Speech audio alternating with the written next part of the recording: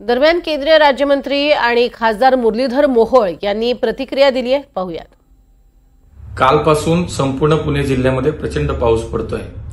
आपल्या शहराला पाणी पुरवठा करणाऱ्या मुठा नदीवरील जी धरण साखळी आहे त्याच्यामध्ये पानशेत आहे, वरसगाव धरण आहे आणि खडकवासला या तीनही धरणाच्या परिसरामध्ये प्रचंड पाऊस झाला आणि स्वाभाविकपणे काल रात्रीपासून मोठ्या प्रमाणात विसर्ग पाण्याचा मुठा नदीत करण्यात आलेला आहे।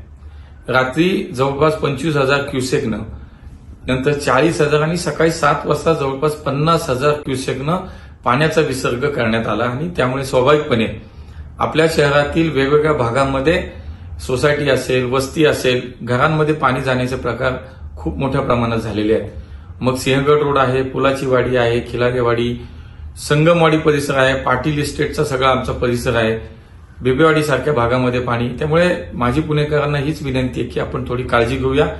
रेड अलर्ट जाहीर केलेला आहे। माननीय जिल्हाधिकारी असेल, पुण्याचे महापालिकेचे आयुक्त असतील सुहास दिवसे आणि राजेंद्र भोसले, मी दिल्लीत असल्यानं अधिवेशन सुरू आहे संसदेचं, तरी सुद्धा पहाटेपासून या दोघांच्याही संपर्कात आहे, सगळ्या यंत्रणेचा आढावा घेतोय।